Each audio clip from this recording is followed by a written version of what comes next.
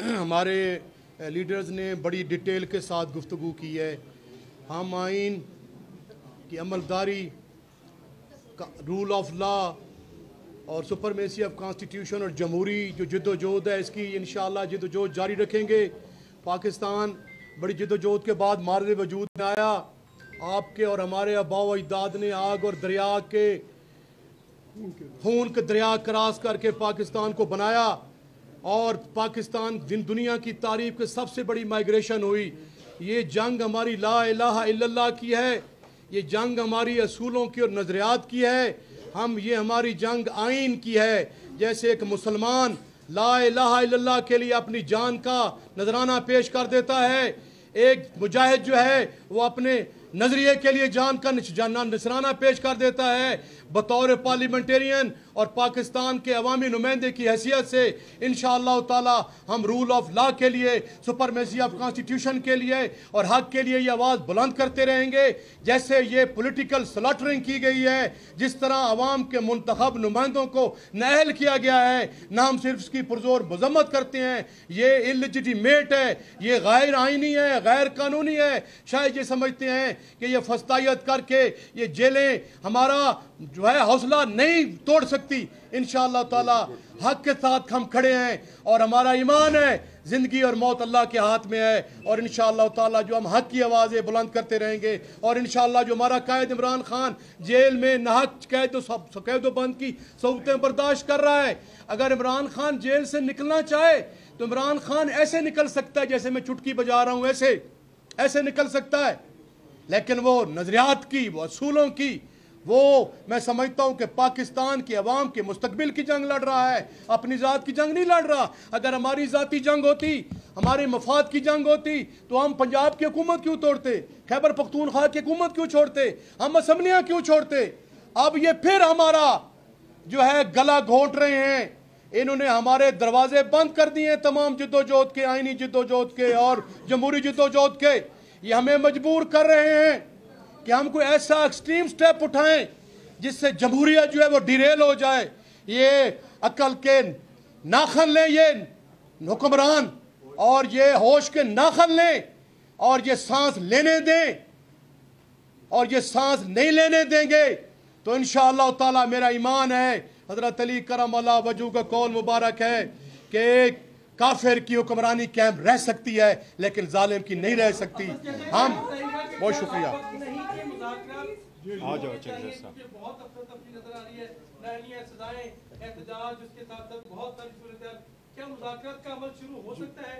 और आप बताइएगा चेयरमैन साहब, एक ही सवाल है ना, उनको मुज़ाकरात की बात कर रहे हैं। आप अपोजिशन लीडर के हवाले से भी बताइएगा कि किस वक्त आ रहे हैं। नहीं, आप बताएं जो डायलॉग की बात कर रहे हैं। क्या कर आप बात करें। मुज़ाकरात के हवाले से सवाल है मेरा, क्या वक्त आ नहीं गया, क्या मुज़ाकरात होने चाहिए?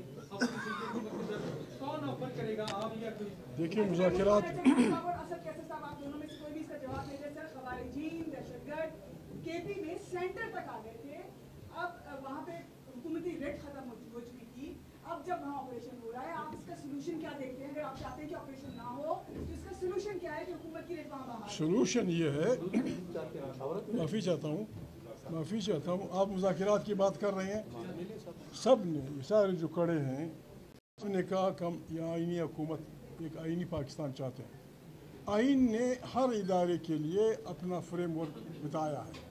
कोई इदारा अपने फ्रेमवर्क से न निकले। मुज़ाकरात होंगे तो इस तरह होंगे जिस तरह मोहम्मद खान ने कहा या बासी कातू ने कहा, हमें ना ISI से कोई चिढ़ है, ना MI से कोई चिढ़ है, ना जर्नलों से कोई चिढ़ है। वो हमारी अफवाज हैं, हमारे लिए सर मन दन की कुर्बानी देने के लिए तैयार होते हैं, लेकिन सियासत उनका काम नहीं है। ये आइन कहता है, मैं नहीं कहता, अली मोहम्मद नहीं कहता, ये शरीफ आदमी नहीं कहता, ये नहीं कहता, आइन कहता है, मोहम्मद अली जिन्ना कहता है कि ये काम सिविलियन हुकूमत का है। ये पार्लियामेंट ताकत का सरचश्मा होगी। की तो तस्वीर भी उन्होंने निकाल दी है तस्वीरों। यहाँ ना कोई इस्लाम की बात मानता है, नाउज़ुबिल्लाह, ना कुरान की बात मानता है, ना मोहम्मद अली जिन्ना की बात मानता है। ये भी लगे रहते हैं। बात ये है, मुज़ाकरात होंगे तो इस बात पे होंगे कि जमहूरी पाकिस्तान की तश्कील नो कैसे हो। आए जर्नल भी आए, जजेस भी आए, तमाम इदारों की 3 रोज़ा कॉन्फ्रेंस हो, उसमें हम यह तय करें कि बस इनफ इज़ इनफ, पाकिस्तान को जमहूरी अंदाज में चलाना है। आपकी बात जो है ऑपरेशन के बारे में बात यह है, कोई आदमी किसी भी सूरत में ये इसका हकदार नहीं है कि वो इस मुल्क में कत्ल क़िताल की इजाज़त दे। बाजवड़ के लोग, वज़ीरिस्तान के लोग, फलाना के लोग सब यही कहते थे कि हम पाकिस्तान के वफादार हैं। जहाँ ऑपरेशन कर रहे हैं, आपको पता भी ये इलाका आपको सिक्योरिटी फोर्सेस के लिए 1 लाख जवान देता है। 1 लाख अभी जो वहाँ खड़े हैं लोग, इनमें मोमंद भी है, बाजवड़ का आदमी भी है, वज़ीरिस्तान का आदमी भी है। अगर ये दहशतगर्द हैं, फिर आपने यहाँ क्यों खड़ा किया इनको? फ्रांसीसी सफारत के सामने खड़े यही लोग हैं, बरतानिया सफारत के सामने यही खड़े लोग हैं। ये मुहिबतन लोग हैं, आपको 1 लाख अफराद देते हैं। आज भी जब मैं ये बात कर रहा हूँ, पाकिस्तान के दिफा में FC के खटक, FC के बाजौड़ी, FC के अफरीदी, FC के शनवारी मर रहे हैं अपने लोगों से खिलाफ। लेकिन इसका मतलब ये नहीं है कि आप लोगों को अपने घर में डिस्प्लेस करें। वाई कभी आपने सुना है इंटरनल डिस्प्लेसमेंट? आपने बात की खैबर पख्तूनख्वा में ऑपरेशन के हवाले से बाजौड़ में, इस वक्त वहाँ पर ऑपरेशन का समय है, वहाँ लोग बेदखल हो रहे हैं, लोग घरों से बाहर निकल रहे हैं। आप क्यों ये एक्सेप्ट नहीं करते कि वहाँ? देखिए हम सच क्यों नहीं बताते? देखिए मेरे भाई, हम सच क्यों नहीं बताते पाकिस्तान को? कर्नल इमाम कहता है पाकिस्तान TV पे कि मैंने 90,000 इंटरनेशनल दहशतगर्दों को ट्रेनिंग दी। उनमें ऐसे लोग थे जो इस पार्लियामेंट को उड़ा सकते थे, उनमें ऐसे लोग थे जो किसी पुल को उड़ा सकते थे, जो स्टिंगर चलाने वाले के माहिर थे।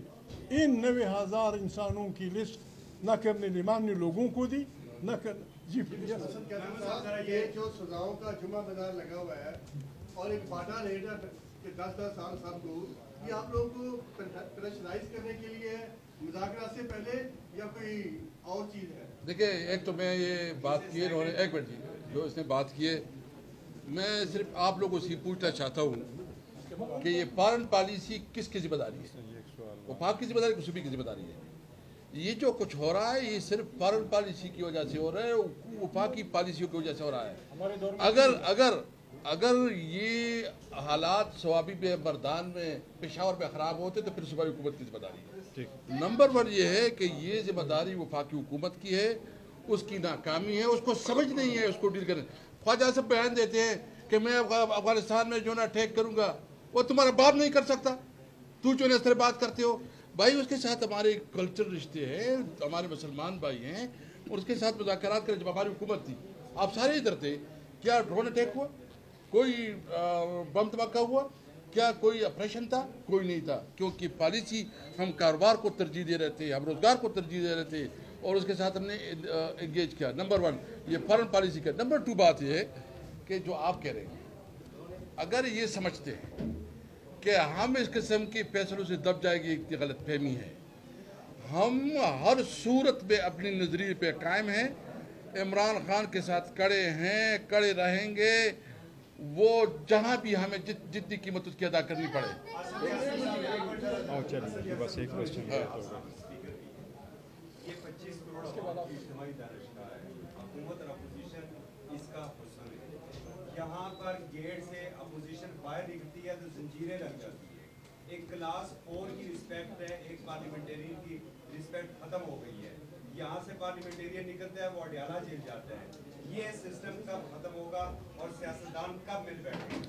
देखिए, सबसे पहले बात तो ये है कि ये बहुत अफसोस है कि हम अपने आप को पार्लियामेंटेरियन कहते हैं। पार्लियामेंटेरियन की तो इज्जत आपने बिल्कुल ठीक कहा, हमारी कोई इज्जत नहीं है, कोई रिस्पेक्ट नहीं है, और इस पार्लियामेंट को ये खुद भी पार्लियामेंट नहीं तस्लीम करते।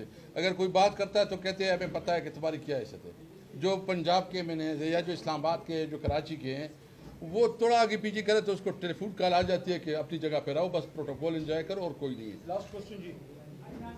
सर, आपने जैसे कि कहा, हम काफी हल्कों से सुन रहे हैं कि आपने कहा कि बाजवा साहब को एक्सटेंशन देना जो है ये हमारी सबसे बड़ी गलती थी। तो बाजवा साहब को एक्सटेंशन देना आप कहते हैं कि सबसे, और आइंदा जो है ना हम ऐसे किसी उसका स्थानीय तो मैंने कल कह दिया है, पॉलिसी बयान दे दिया है और उसकी कल मेरे बात हो गई है। ठीक है जी। क्या वो देखिए सारे मैंने कल इस पे बयान दिया है सारे